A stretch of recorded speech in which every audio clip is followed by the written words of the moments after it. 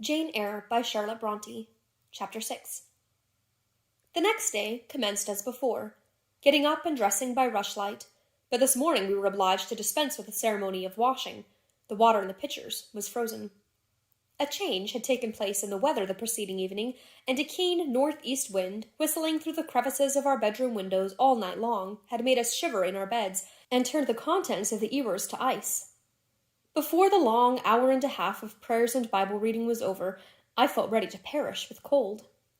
Breakfast time came at last, and this morning the porridge was not burnt. The quality was eatable, the quantity small. How small my portion seemed. I wished it had been doubled. In the course of the day I was enrolled a member of the 4th class, and regular tasks and occupations were assigned me. Hitherto I had only been a spectator of the proceedings at Lowood. I was now to become an actor therein. At first, being little accustomed to learn by heart, the lessons appeared to me both long and difficult. The frequent change from task to task, too, bewildered me, and I was glad when, about 3 o'clock in the afternoon, Miss Smith put into my hands a border of muslin 2 yards long, together with needle, thimble, etc., and sent me to sit in a quiet corner of the schoolroom with directions to hem the same. At that hour most of the others were sewing likewise, but one class still stood round Miss Scatcherd's chair reading, and as all was quiet, the subject of their lessons could be heard, together with the manner in which each girl acquitted herself, and the animadversions or commendations of Miss Scatcherd on the performance. It was English history. Among the readers I observed my acquaintance of the veranda.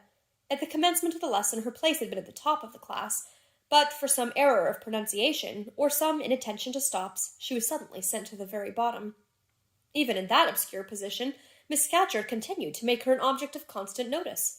She was continually addressing to her such phrases as the following. Burns, such it seems was her name. The girls here were all called by their surnames, as boys are elsewhere. Burns, you are standing on the side of your shoe. Turn your toes out immediately. Burns, you poke your chin most unpleasantly. Draw it in. Burns, I insist on you holding your head up. I will not have you before me in that attitude, etc., etc. A chapter having been read through twice, the books were closed and the girls examined. The lesson had comprised part of the reign of Charles I, and there were sundry questions about tonnage and poundage and ship money, which most of them appeared unable to answer. Still, every little difficulty was solved instantly when it reached Burns. Her memory seemed to have retained the substance of the whole lesson, and she was ready with answers on every point. I kept expecting that Miss Scatcherd would praise her attention, but instead of that, she suddenly cried out, "You dirty, disagreeable girl! You have never cleaned your nails this morning!" Burns made no answer. I wondered at her silence. Why, thought I, does she not explain that she could neither clean her nails nor wash her face, as the water was frozen? My attention was now called off by Miss Smith, desiring me to hold a skein of thread. While she was winding it, she talked to me from time to time, asking whether I had ever been at school before, whether I could mark, stitch, knit, etc. Till she dismissed me, I could not pursue my observations on Miss Scatcherd's movements. When I returned to my seat, that lady was just delivering an order of which I did not catch the import, but Burns immediately left the class, and going into the small inner room where the books were kept, returned in half a minute, carrying in her hand a bundle of twigs, tied together at one end.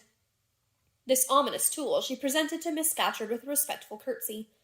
Then she quietly, and without being told, unloosed her pinafore, and the teacher instantly and sharply inflicted on her neck a dozen strokes with the bunch of twigs. Not a tear rose to Burns' eye, and while I paused from my sewing because my fingers quivered at this spectacle with a sentiment of unavailing and impotent anger, not a feature of her pensive face altered its ordinary expression. "Hardened girl!" exclaimed Miss Scatcherd, "nothing can correct you of your slatternly habits. Carry the rod away." Burns obeyed. I looked at her narrowly as she emerged from the book-closet. She was just putting back her handkerchief into her pocket, and the trace of a tear glistened on her thin cheek. The play hour in the evening I thought the pleasantest fraction of the day at Lowood. The bit of bread, the draught of coffee swallowed at 5 o'clock had revived vitality, if it had not satisfied hunger. The long restraint of the day was slackened. The schoolroom felt warmer than in the morning, its fires being allowed to burn a little more brightly, to supply in some measure the place of candles, not yet introduced. The ruddy gloaming, the licensed uproar, the confusion of many voices gave one a welcome sense of liberty. On the evening of the day in which I had seen Miss Scatcherd flog her pupil, Burns, I wandered as usual among the forms and tables and laughing groups without a companion, yet not feeling lonely. When I passed the windows, I now and then lifted a blind and looked out. It snowed fast. A drift was already forming against the lower panes. Putting my ear close to the window, I could distinguish from the gleeful tumult within the disconsolate moan of the wind outside. Probably, if I had lately left a good home and kind parents, this would have been the hour when I should most keenly have regretted the separation. That wind would then have saddened my heart. This obscure chaos would have disturbed my peace. As it was, I derived from both a strange excitement, and reckless and feverish I wished the wind to howl more wildly, the gloom to deepen to darkness, and the confusion to rise to clamor. Jumping over forms and creeping under tables, I made my way to one of the fireplaces. There, kneeling by the high wire fender, I found Burns, absorbed, silent, abstracted from all round her by the companionship of a book, which she read by the dim glare of the embers. "Is it still Rasselas?" I asked, coming behind her. "Yes," she said, "and I've just finished it." And in 5 minutes more she shut it up.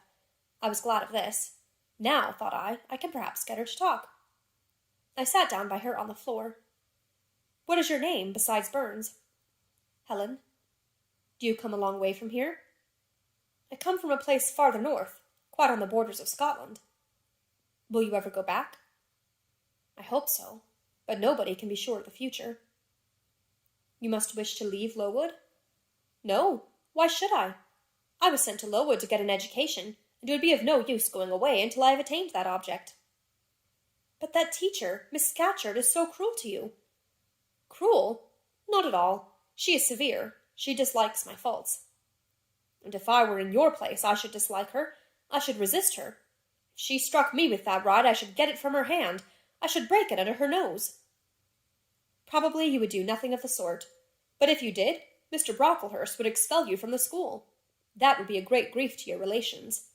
It is far better to endure patiently a smart which nobody feels but yourself, than to commit a hasty action whose evil consequences will extend to all connected with you. And besides, the Bible bids us return good for evil." "But then it seems disgraceful to be flogged, and to be sent to stand in the middle of a room full of people. And you are such a great girl. I am far younger than you, and I could not bear it." "Yet it would be your duty to bear it, if you could not avoid it. It is weak and silly to say you cannot bear what it is your fate to be required to bear." I heard her with wonder.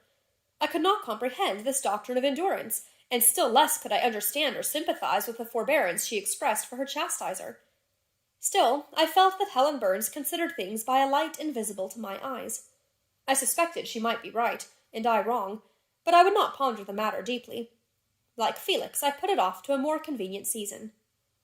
"You say you have faults, Helen. What are they? To me you seem very good." "Then learn from me not to judge by appearances. I am, as Miss Scatcherd said, slatternly.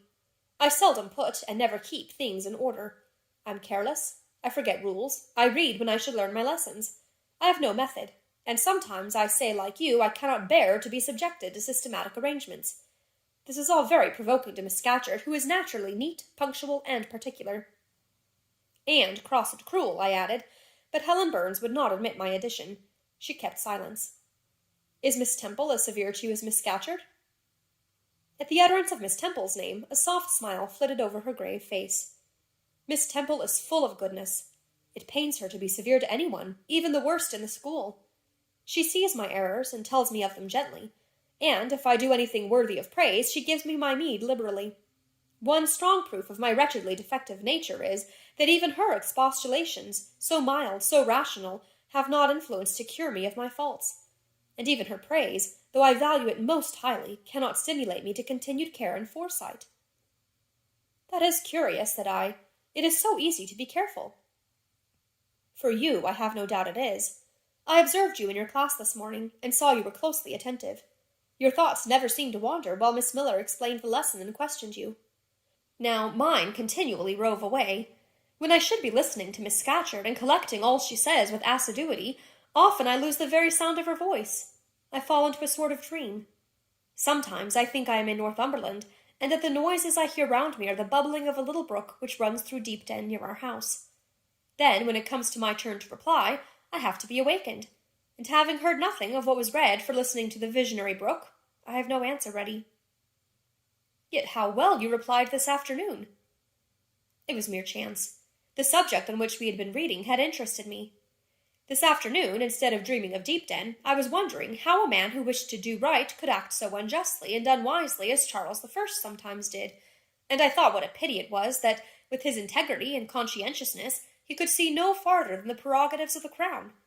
If he had but been able to look to a distance and see how what they call the spirit of the age was tending. Still, I like Charles. I respect him. I pity him, poor murdered king. Yes, his enemies were the worst. They shed blood they had no right to shed. How dared they kill him? Helen was talking to herself now. She had forgotten I could not very well understand her, that I was ignorant, or nearly so, of the subject she discussed. I recalled her to my level. And when Miss Temple teaches you, do your thoughts wander then? No, certainly, not often, because Miss Temple has generally something to say which is newer than my own reflections. Her language is singularly agreeable to me, and the information she communicates is often just what I wish to gain. Well, then with Miss Temple you are good? Yes, in a passive way. I make no effort. I follow as inclination guides me. There is no merit in such goodness. A great deal. You are good to those who are good to you. It is all I ever desire to be. If people were always kind and obedient to those who were cruel and unjust, the wicked people would have it all their own way. They would never feel afraid, and so they would never alter, but would grow worse and worse. When we are struck at without a reason, we should strike back again very hard. I am sure we should. So hard as to teach the person who struck us never to do it again. You will change your mind, I hope, when you grow older. As yet, you are but a little untaught girl. But I feel this, Helen. I must dislike those who, whatever I do to please them, persist in disliking me. I must resist those who punish me unjustly. It is as natural as that I should love those who show me affection, or submit to punishment when I feel it is deserved. Heathens and savage tribes hold that doctrine, but Christians and civilized nations disown it. How? I don't understand. It is not violence that best overcomes hate, nor vengeance that most certainly heals injury. What then? Read the New Testament, and observe what Christ says and how he acts. Make his word your rule, and his conduct your example. What does he say? Love your enemies. Bless them that curse you. Do good to them that hate you and despitefully use you. Then I should love Mrs. Reed, which I cannot do. I should bless her son John, which is impossible. In her turn, Helen Burns asked me to explain, and I proceeded forthwith to pour out, in my own way, the tale of my sufferings and resentments. Bitter and truculent when excited, I spoke as I felt, without reserve or softening. Helen heard me patiently to the end. I expected she would then make a remark, but she said nothing. Well, I asked impatiently, is not Mrs. Reed a hard-hearted, bad woman? She has been unkind to you, no doubt, because you see she dislikes your cast of character, as Miss Scatcherd does mine. But how minutely you remember all she has done and said to you. What a singularly deep impression her injustice seems to have made on your heart. No ill usage so brands its record on my feelings. Would you not be happier if you tried to forget her severity, together with the passionate emotions it excited? Life appears to me too short to be spent in nursing animosity or registering wrongs. We are, and must be, one and all, burdened with faults in this world.